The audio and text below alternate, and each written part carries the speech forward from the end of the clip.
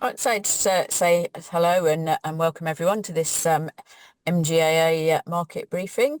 So yeah, so welcome to this call. I've got a little bit of housekeeping to do before we get started. So I say get that over and done with. That doesn't make it sound very positive, but yes, I'll make it brief and informative. So a few polite asks for things not to do. So please could I ask that microphones and cameras are turned off. Just helps us with the technology.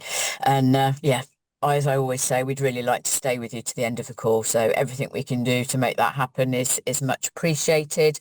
Also, a polite request: any AI notes, which I can see there is one there, which I'll have to eject from the meeting. Can you ask if you haven't started, but you might be thinking of starting an AI note facility, if you could not do so, please, because we haven't got everyone's permission.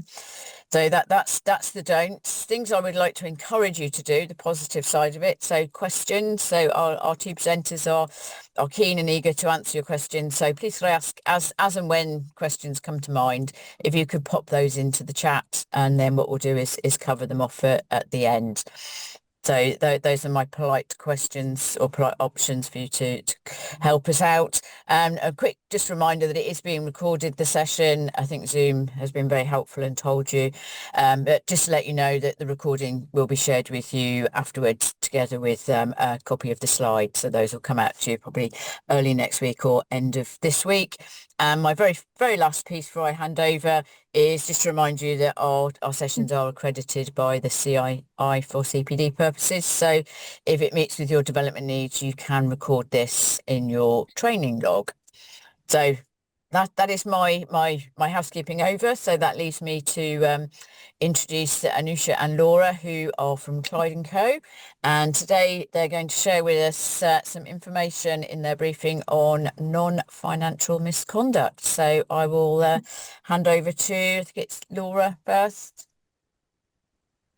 Hello, and welcome to our webinar today, which is focusing on non-financial misconduct. My name's Laura Kings. I'm a legal director in the employment team at Clyde & Co, and I'm joined by my colleague, Anusha Bromfield, who is a partner in the Clyde & Co Regulatory and Investigations Group. Now, Anusha and I regularly work together advising employer clients in the insurance sector on all matters non-financial misconduct.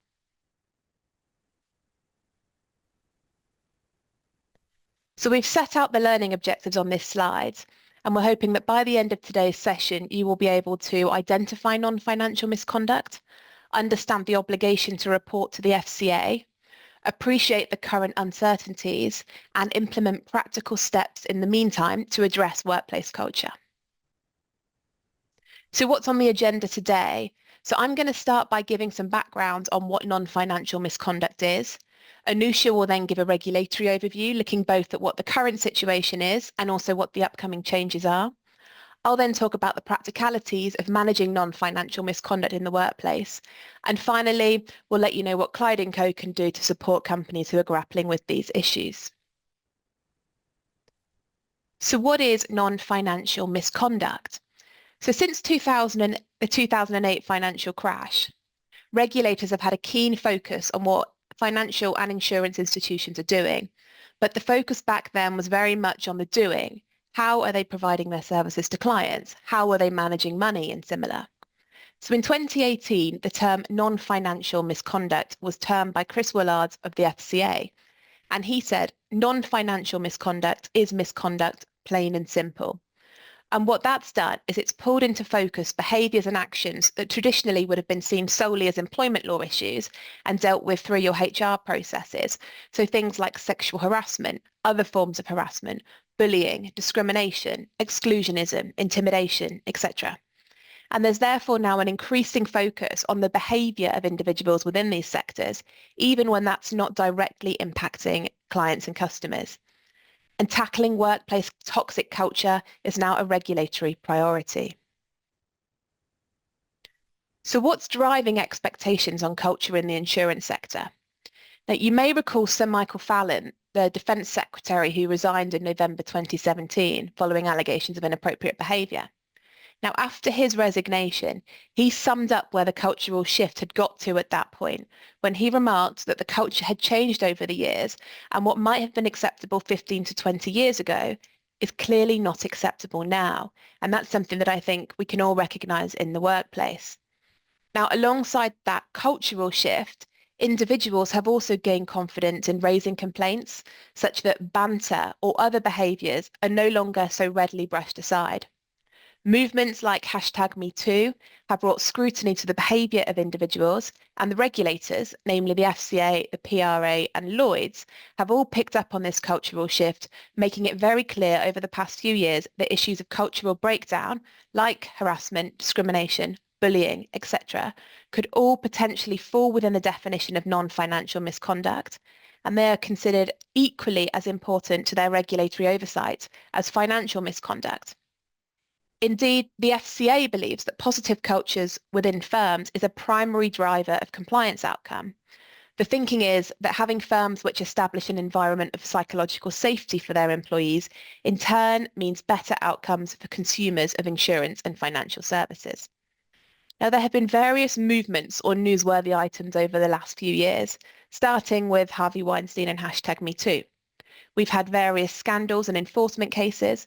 We had an FCA/PRA consultation in 2023, the Sexism in the City inquiry in 23-24. There was an FCA non-financial misconduct survey, and more recently a policy statement and draft guidance published on non-financial misconduct. Now, the insurance industry has been prone to the same issues as the rest of financial services. For example, in 2022, Atrium underwriters were fined £1 million for serious failures to prevent discrimination, harassment and bullying. Now, Anusha is going to drill down in a moment into what the rules are and what you need to be aware of, both now and with the upcoming changes. But before we do, just wanted to take a moment to think about why non-financial misconduct and dealing with it is relevant to employers in the insurance sector, why you all here, and what are the risks of not paying heed to the regulatory rules and the law. So, what are the risks of getting it wrong? So firstly, there is a personal impact on the individuals within your workforce. When there is non-financial misconduct, for example, bullying, harassment, sexual harassment, this does have a significant impact on the complainant, as well as the alleged perpetrator when they're accused of such conduct, and also anyone that witnesses it or is brought into an investigation. These issues do tend to be headline grabbing, so there is a cultural and reputational impact when you do have someone in your workplace that does something that might attract attention from, for example, the trade press. It can negatively influence how stakeholders view the organisation. These issues align with significant legal risks that we're seeing at the moment in employment tribunal claims for things like discrimination and personal injury. There are regulatory risks, which of course is the focus of today's session, which can lead to potential sanctions and compliance issues being put onto the firms. There are management costs. These issues inevitably take a lot of time and resource from leadership and HR. And there's then the financial impact, with legal costs being quite high to deal with these issues, settlements with employees, compensation for employees if they sue, fines from the FCA and other regulators. And of course, if you're not managing your culture and non-financial misconduct properly, then you do risk the loss of key talent within your business. So on that note, I'm going to turn to Anusha now, who is going to give you a regulatory overview. We were hoping to show you a slide with the triangle, which sets out an overview of how the SMCR regime works. I'm sure most of you are already familiar with it, but I think it is worth revisiting before we get into the detail. So if I start at the top of the triangle that's now on the slide, you'll see the SMF, the senior manager functions. These are the most senior people in a firm, and they must be approved by the FCA to perform a specific function with associated prescribed responsibilities before they take up their role, before that function is performed. The firm must submit an application on behalf of the individual, and it must be used in a prescribed form. Before doing so, the firm must have satisfied itself that the individual is fit and proper to perform the role. This involves an assessment of the individual's integrity, competence and capability, and financial soundness. And it requires collating evidence from various sources, including criminal record checks and regulatory references. As we'll come on to see a little bit later as well, once approval has been obtained from the FCA, the firm must continue to assess whether the individual remains fit and proper for their role. And they must notify the FCA if there are any circumstances which may cause the FCA itself to reassess their approval. As set out on the slide, some examples of an SMF role include the Chief Executive function, the Chief Finance function, and the Head of Internal Audit. The next tier down in our triangle are certified persons. These are employees of relevant firms who carry out a regulated function and who are considered to pose a risk of significant harm to any of the customers or the firm itself. The FCA has set out a list of certification functions, and these include individuals performing roles in a significant management position that require specific qualifications and are material risk takers. Dual regulated firms will also need to identify PRA certification staff. Certified staff are not pre-approved by the regulator but must be certified by the firms that they are fit and proper to provide their roles.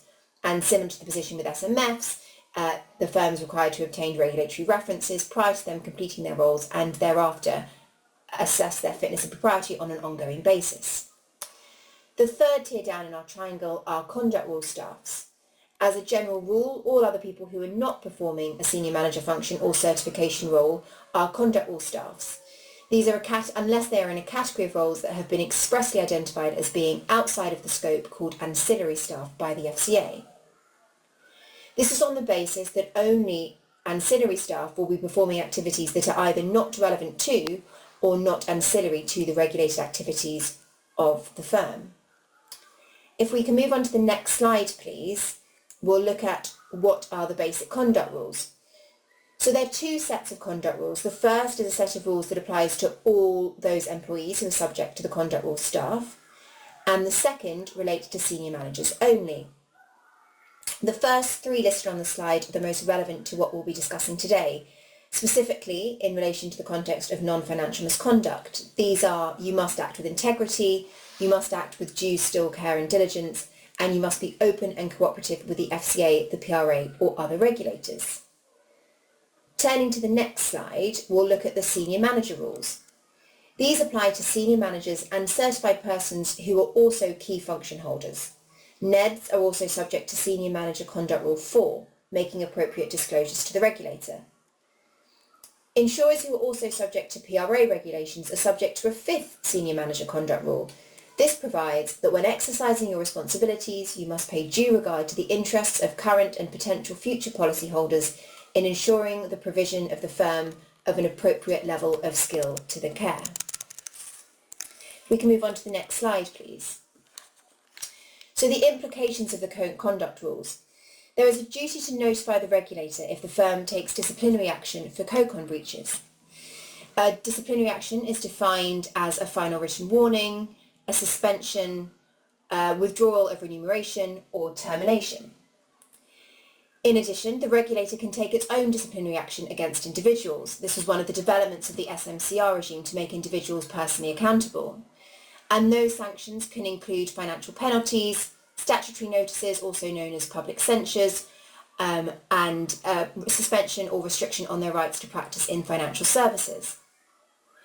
Firms are also required to train their staff on the conduct rules and how to comply with them. When looking at a breach of the conduct rules, if we could just go back to the previous slide for a second. When looking at a breach of the conduct rules, an individual needs to be personally culpable for their actions. This includes where the person's conduct was deliberate and or where the person's standard of conduct was so far below the standards that was reasonable in all the circumstances.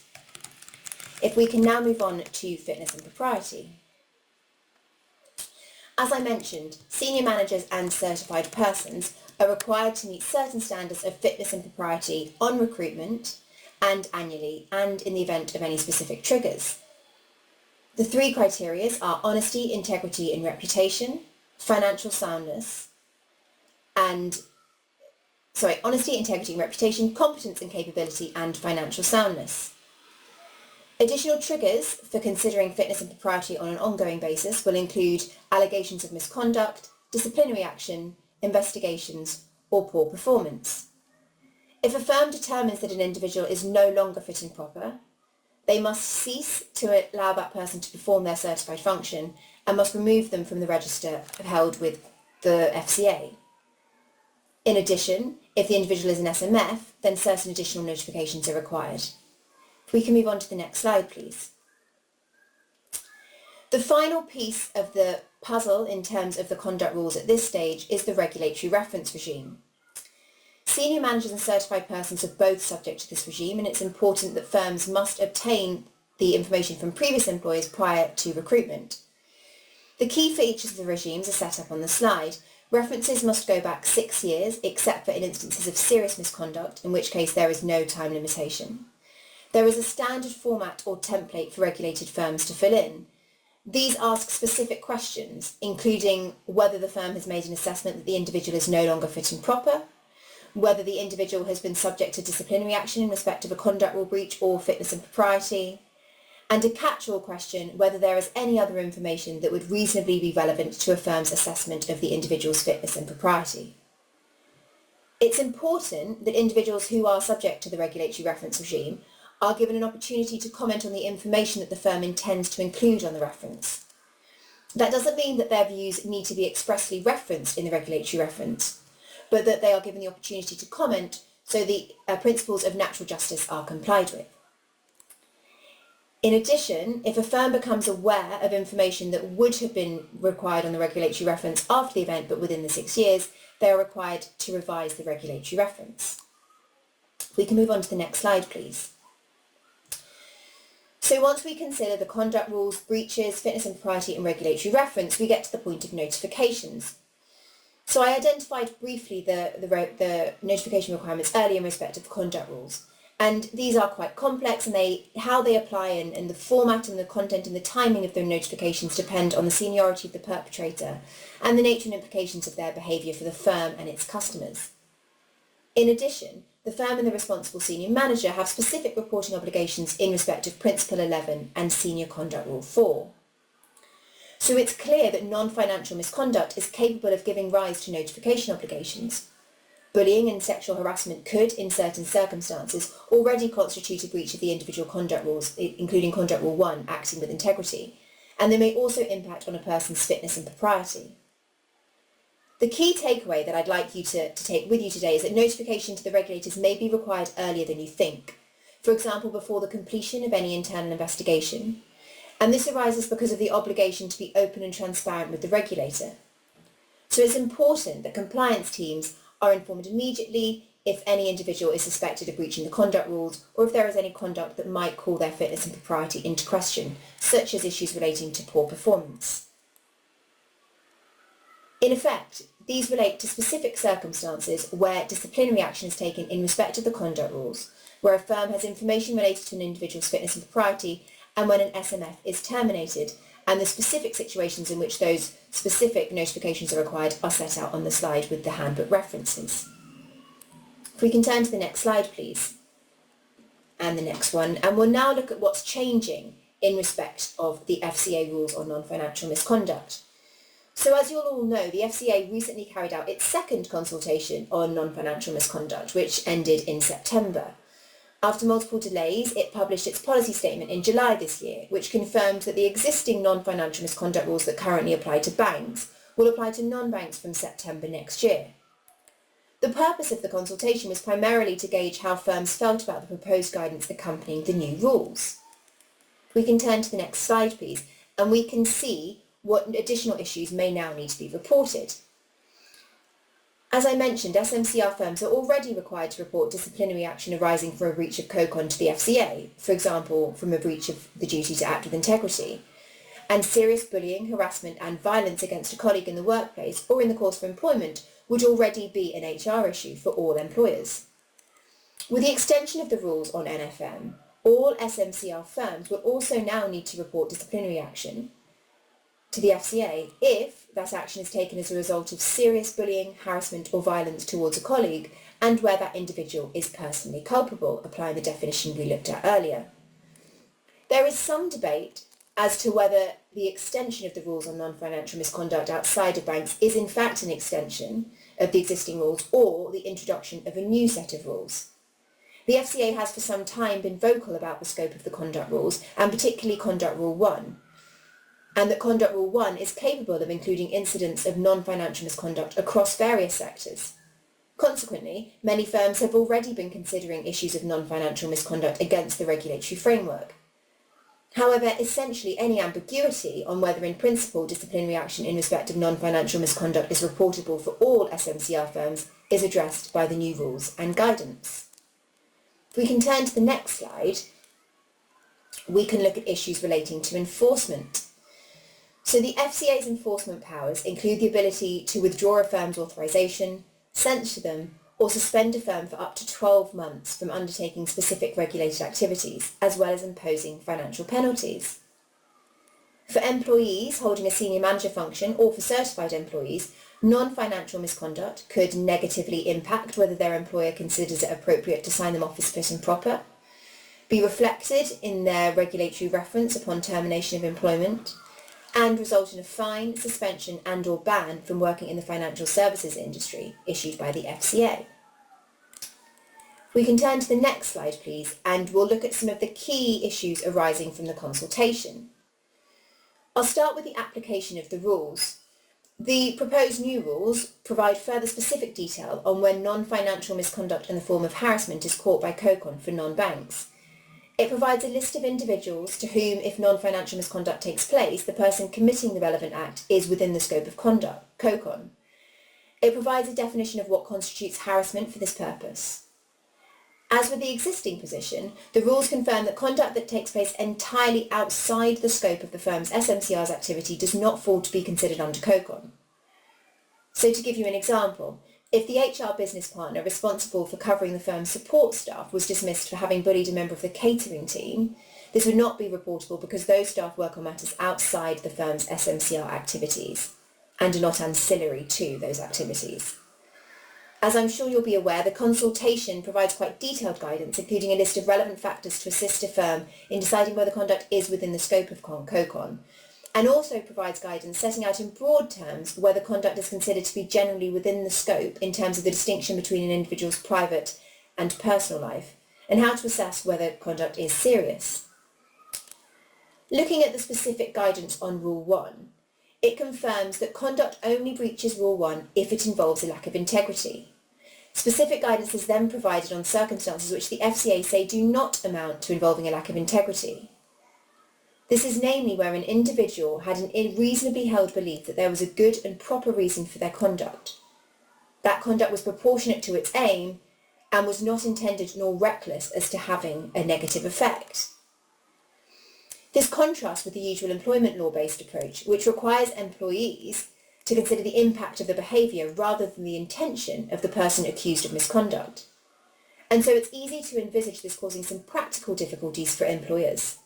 At the very least, employers are likely to have to address the question of an employee's intentions in any disciplinary hearing. And the FCA is alive to this discrepancy, noting that not all misconduct for which a firm might reasonably take disciplinary action under its own disciplinary policy will also amount to a breach.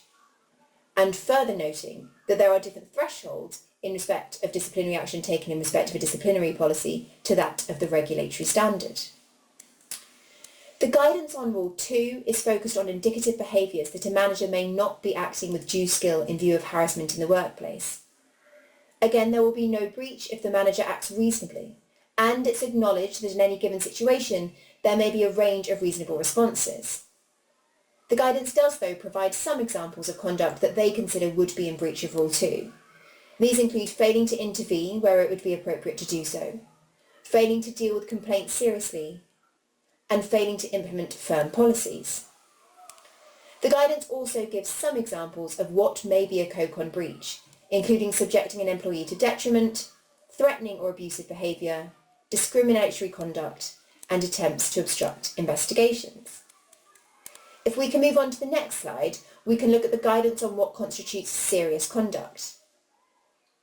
As we all know, only conduct that is serious is capable of amounting to a conduct rule breach, and the guidance provides examples of the factors to be taken into account when making such determination.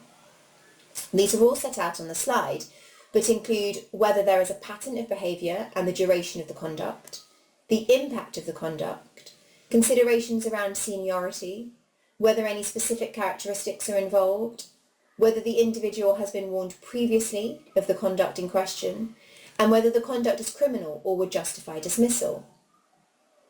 The guidance expressly allows matters that take place after the conduct in question to be taken into consideration as to whether the conduct itself was serious, as well as in terms of mitigation and aggravation. If we move on to the next slide, we can see some factors in relation to fitness and propriety that are covered by the guidance. And again, we'll just select some highlights. The guidance confirms that a breach of COCON can be relevant to the F&P assessment in respect of both honesty, integrity and reputation and competence and capability. But it's clear, however, that such a breach does not automatically mean that a person is no longer fit and proper. This is consistent with the approach that we and many firms have already adopted, but it is now codified in the guidance. There is additional guidance in respect of the relevance of behaviour in non-regulated work functions and an individual personal or private life, and some clarity provided on the use of social media. The list of offences that the FCA expressly states to be relevant to an assessment has been extended to expressly include violent offences, sexual offences and racially motivated offences. If we can move on to the next slide, please. So on this slide we've put together a very mini case study to try and see how the rules will work in practice. So as you see, in this situation we have a manager who is a certified person who regularly excludes a junior member of the team from meetings and belittles their contributions. At an off-site client team event, the manager physically pushes another employee away, purportedly as a joke. Following reports of shocked colleagues, the incident is investigated and it is found that the individual's actions were intentional and they are dismissed for bullying and violence against a colleague. These facts will lead to considerations of the seriousness of the conduct, the state of mind of the individual, and any factors in mitigation. And as we covered earlier in respect of conduct rule breaches, if there may be conduct rule breaches in respect of non-financial misconduct, and if any disciplinary action is taken, this will need to be reported to the FCA. The firm will also be required to make an assessment in respect of F&P and record those findings in any regulatory reference. If we can move on to the next slide, please. Looking at the insurance industry specifically, as a general rule, in light of the existing Lloyd's enforcement rules, including the definition of misconduct, including discreditable conduct, and its public statements on the topic and its own proposals regarding updating rules, most organisations operating within the industry already have non-financial misconduct on their radar. However, the extension does provide some clarity in terms of what conduct will be reportable, what conduct constitutes non-financial misconduct, and removes a subjective reasonableness leeway. Reasonableness can still be a defence if the individual held a belief that their conduct was justified and a reasonable person with similar skills would agree. However, an unreasonably held belief that the conduct is justifiable may itself be seen to indicate a lack of integrity. We suspect that the amended rules will result in the regulators taking a keener interest in non-financial misconduct and may have an impact on the importance of Principle 11 notifications. And it could result in more focus on the firm's systems and controls that it has in place to manage such conduct, and in terms of the managers' regimes in place. So on the final slide from me before I hand back to Laura, looking through to talk through misconduct more generally in terms of investigations, I'll leave you with a high-level summary of what we believe these new rules will have in practice. So in terms of the current timeline, it's important to recognise what this is going to look like in future, and so there's time between now and September to review existing policies and procedures, to make it clear that bullying and harassment and violence will not be tolerated and may lead to disciplinary action, including from the FCA. And with Christmas party season approaching, it's a good opportunity to review and circulate policies on conduct at social events and to consider whether any additional training is required. Take steps to support a workplace culture that includes employers to feel comfortable in speaking out about these topics. And make sure that policies and procedures in respect of all disciplinary procedures relating to these issues are current and up to date. And I'll now hand back to Laura. Thanks, Anisha. Can I just check you can hear me? Yeah, thanks. So we're now going to look at managing non-financial misconduct. So we now know what the rules are, we know what the rules are going to be. And so we're going to look at both combating it when it arises and also managing a culture that fosters good behaviour. This is where HR can really lead the way, tackling the systems in place that allow non-financial misconduct to thrive and go unchallenged. And as regulated entities, as Anisha said, it's imperative that there are systems in place and controls to tackle non-financial misconduct. And here's what you can do to really demonstrate to the regulator, if they were to ever question this, what you're doing to protect and promote good culture within the workplace. What you're looking to achieve here is creating a culture where permitting banter and poor workplace behaviours at an employee's expense is not tolerated. And people know about that, they know how to report it, and finally, they have confidence that if they do report it, it will be dealt with. To paraphrase, it's about creating a safe workplace for all employees. So how do you create the right culture? Now, set out on this slide are various examples that employers can use to take steps to create the right culture within the workplace. So the first is equal opportunities and improving equality, diversity and inclusion, or EDI as it's known. So the FCA has been clear that diversity and inclusion are essential for healthy firm cultures, enabling firms to deliver better outcomes for consumers and markets. A key part of improving EDI in the workplace entails understanding the makeup of your workforce and addressing issues where there might be underrepresentation. It's important to collect meaningful data from your workforce, which you can analyse to identify trends and underrepresentation. Now, any company who has gone through an exercise of trying to collate that data will know the challenges both in encouraging its workforce to participate in any surveys and also ensuring that data is collected in a lawfully compliant way by reference to the UK GDPR. Now, reporting on diversity statistics are only going to increase, with, for example, ethnicity pay gap reporting being on the horizon for employers with 250 plus employees. And once you understand the issues, you are then well placed to take positive action to address those issues. Of course, again, it's important to be mindful of the equality laws when taking such steps and not going so far as to push into unlawful positive discrimination. So, for example, employers cannot promote one employee over another simply because of a protected characteristic. They can, however, take general positive action to assist underrepresented groups overcome disadvantages in the workplace. So, for example, they could offer mentoring schemes, targeted networking opportunities to certain minority employees, or inviting students from groups whose participation in your company is disproportionately low to spend a day at the firm, for example. Employers can also take positive action in recruitment and promotion where there is a tie-break situation and it's considered that promoting or hiring a candidate from an underrepresented group is a proportionate means of achieving the aim of enabling those individuals to participate in the activity. In reality, this doesn't happen that often and it is quite a hard balance, so it's always worth taking advice before you make any decisions like that. The second is addressing workplace behaviours. So having in place clear policies on EDI, workplace behaviour, bullying and harassment, sexual harassment and similar, and ensuring that your workforce knows about these policies, knows where they're located and knows how to use them. And that includes in particular the managers who will be responsible for flagging any issues that arise and making sure that the workforce are living by those policies. It's also important to implement and run training programmes with annual refresher training. The third is to comply with the duty to prevent sexual harassment in the workplace. Now, as I'm sure most people are aware, there is now, since October 2024, a positive duty on employers to prevent sexual harassment in the workplace. Now, that duty puts various positive obligations onto employers to ensure its workforce are not subjected to sexual harassment, both from internal sources, but also external sources. So, for example, if your workforce are interacting with clients or members of the public or brokers or similar, that they are protected in that environment.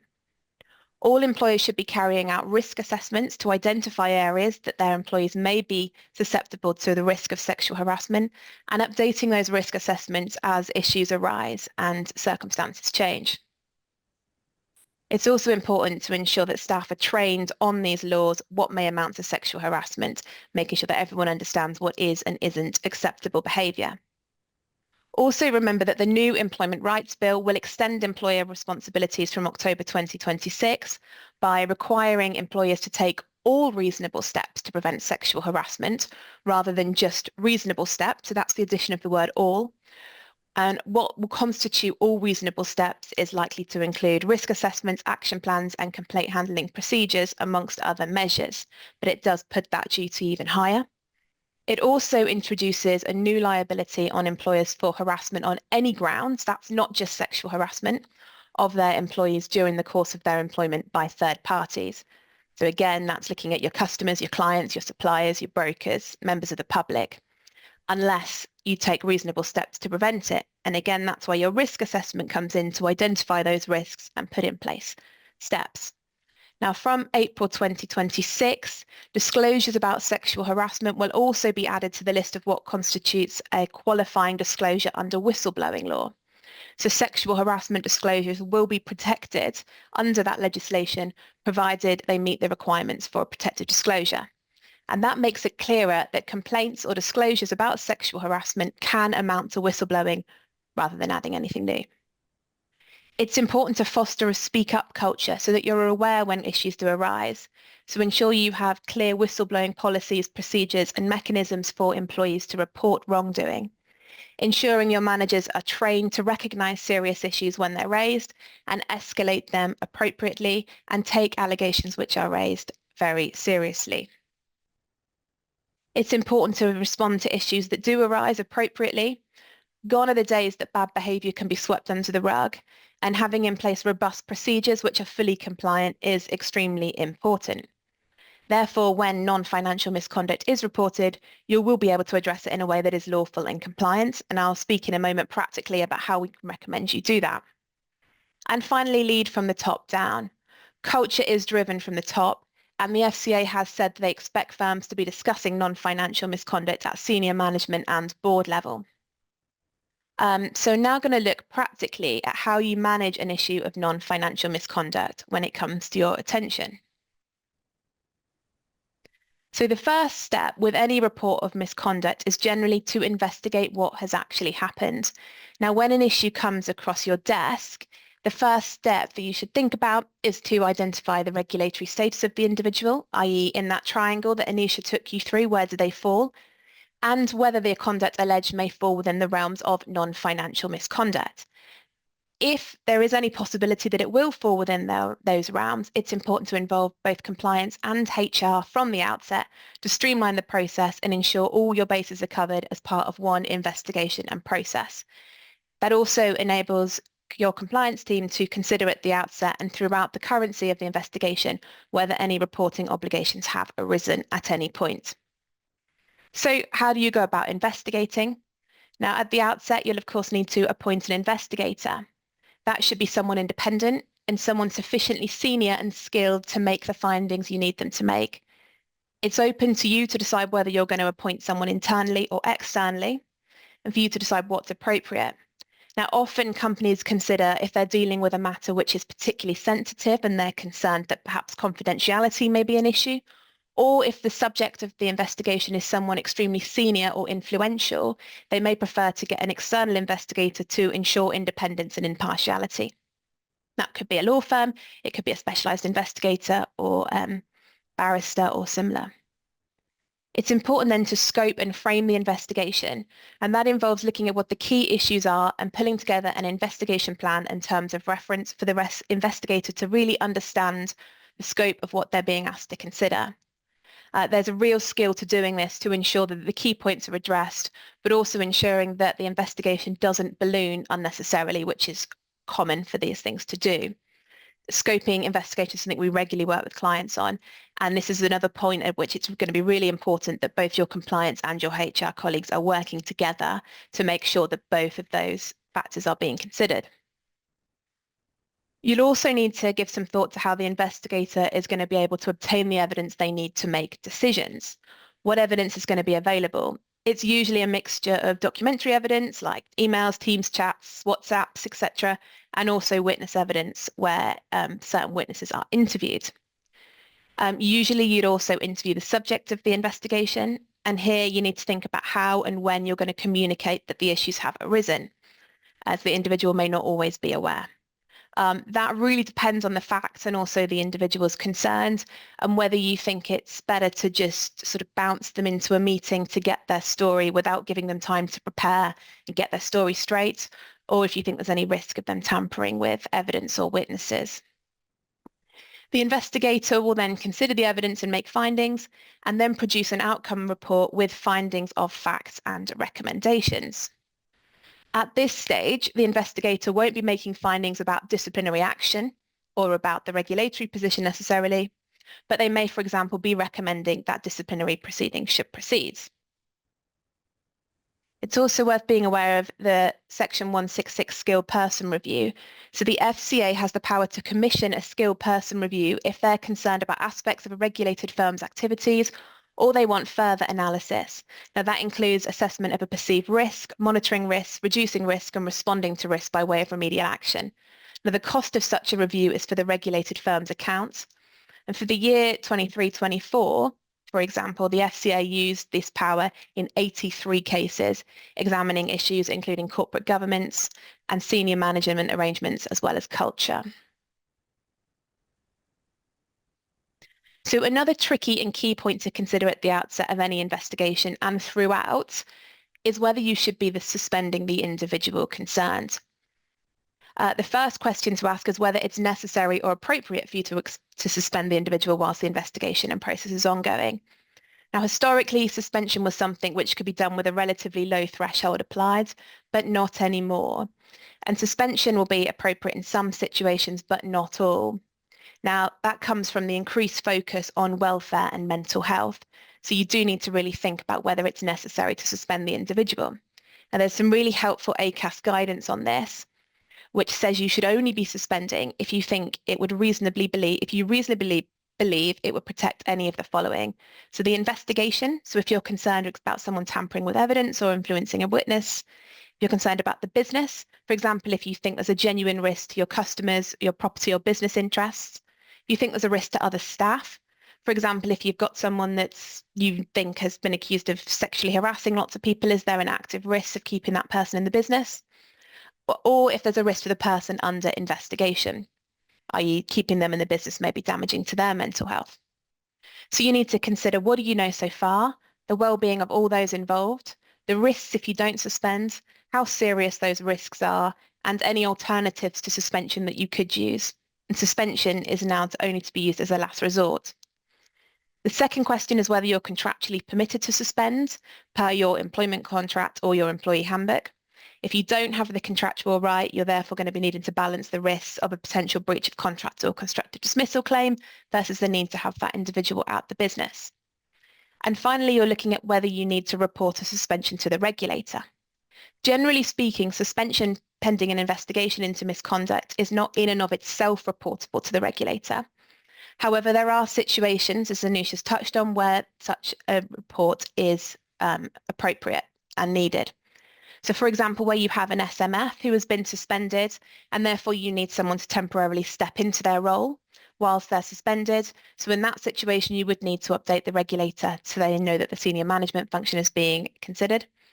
And the other thing to consider at the outset is when the subject is a senior manager or a certified person, and Anusha spoke about this earlier, is whether that person can continue to exercise their regulated function during this process, and whether in respect of a senior manager in particular, notification of the investigation is required.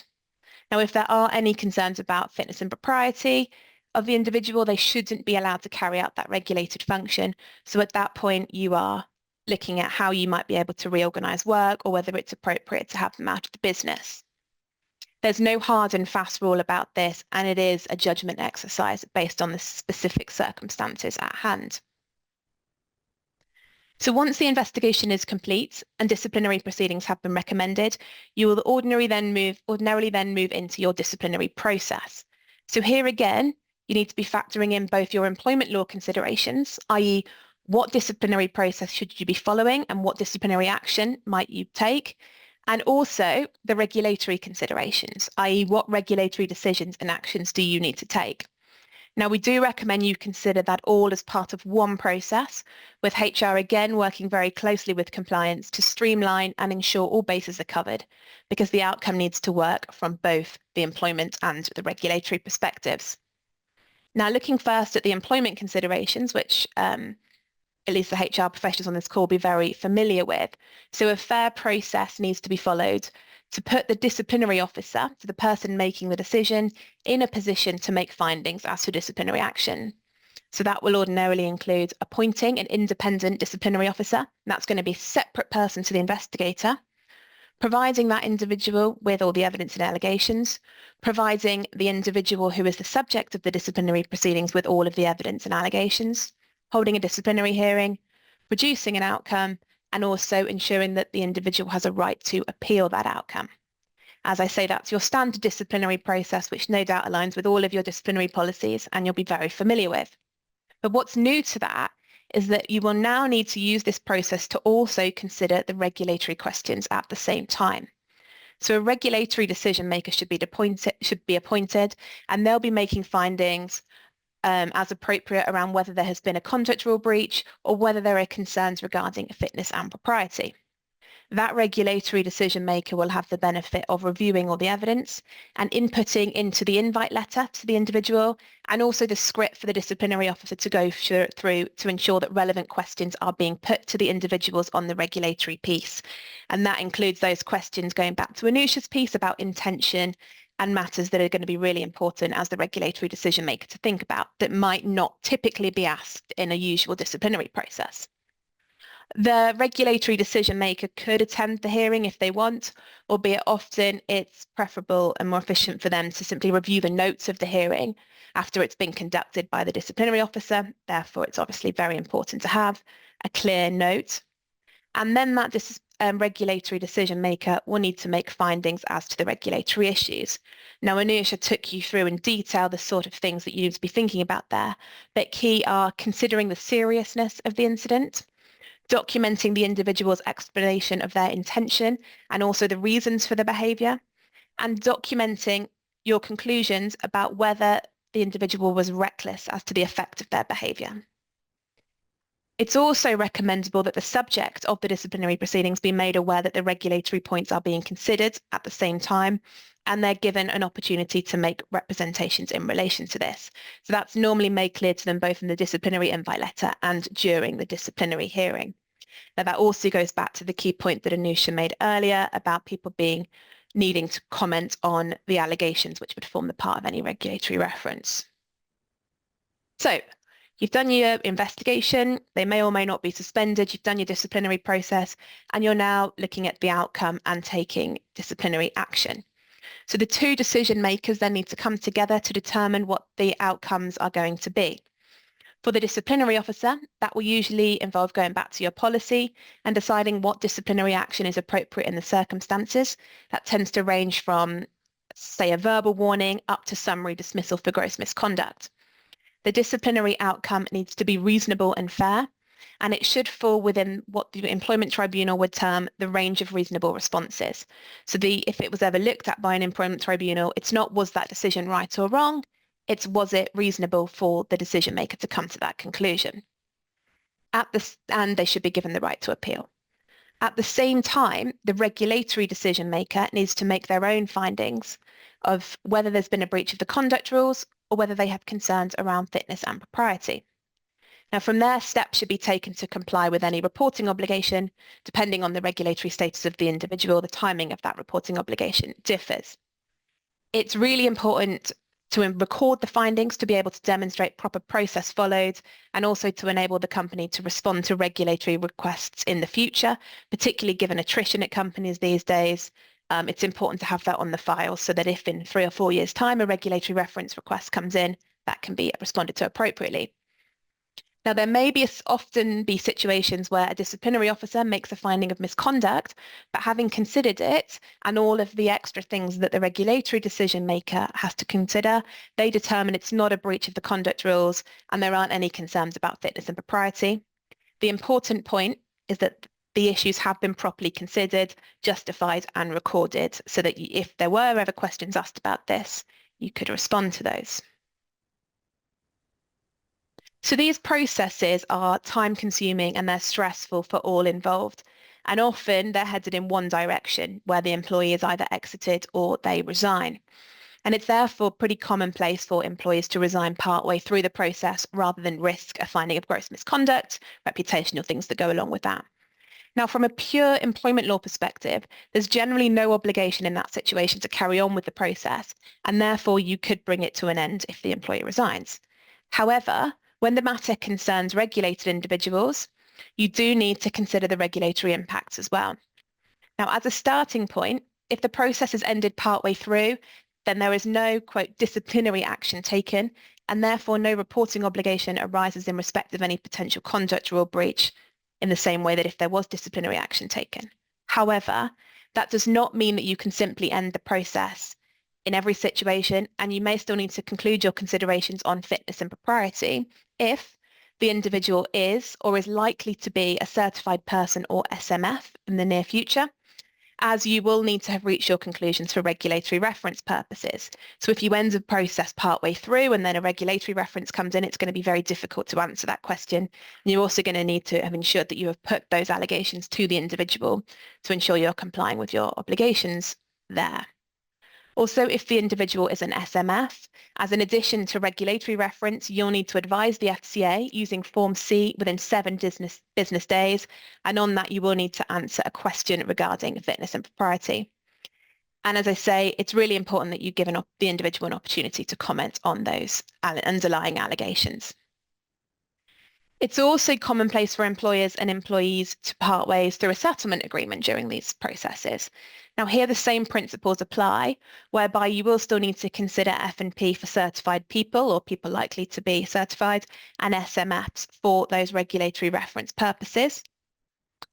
Now you also need to, in these situations, make sure that you consider the implications of making a payment to an individual. Settlement payment should not be rewarding failure. And whilst you can put appropriate confidentiality wording into settlement agreements, where you are, quote, paying off misconduct, this can also lead to reputational issues. And you, of course, need to ensure in your settlement agreements that there are appropriate regulatory carve-outs, both for references and for enabling the employee to report to regulators and the company to report to regulators and similar. So that's the process that we recommend. So just looking finally at what Clyde & Co can do to support employers with non-financial misconduct. So this is an area that we are extremely experienced and adept at advising in relation to, both in terms of setting the culture with workplace audits, training, and similar offerings, as well as advising on specific situations, disciplinary processes, and navigating through these issues when they arise. We're also experienced in running investigations where we're not necessarily advising on the underlying issues. It is a challenging and evolving space for employers in the insurance sector. So do watch this space and let us know if there's anything we can do to assist.